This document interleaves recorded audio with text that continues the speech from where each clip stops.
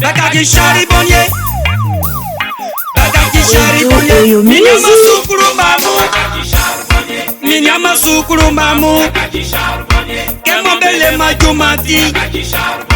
Kemo Benyama Ukafwe, Bele Diplomu, Benyama Ukafwe, Bele Diplomu, Benyama Ukafwe, Papa,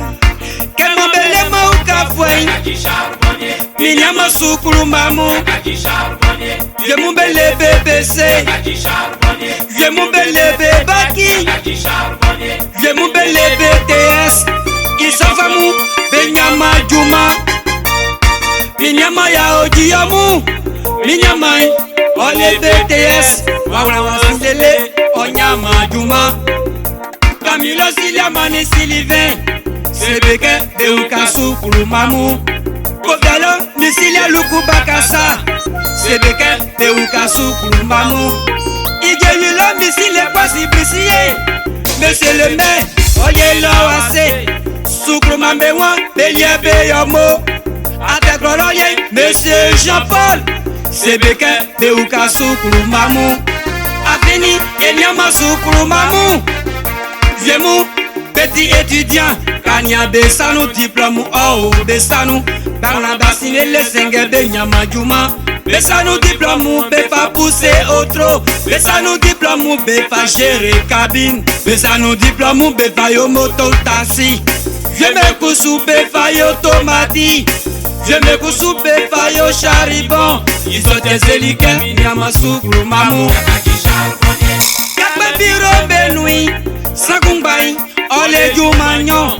Sakungbai, Ole Jumasa, Senge Sukuru Mamu, Bele Benyama Juma,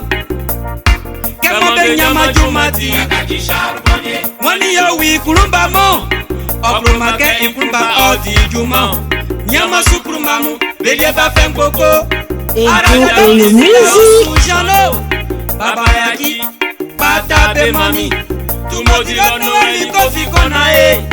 Misi Yakio, Bata Beke, Sebeke Sukuru Mamba Fem Boko, Minyama Sukuru Mamu, Prophète Pontezan, Messi Siremayo,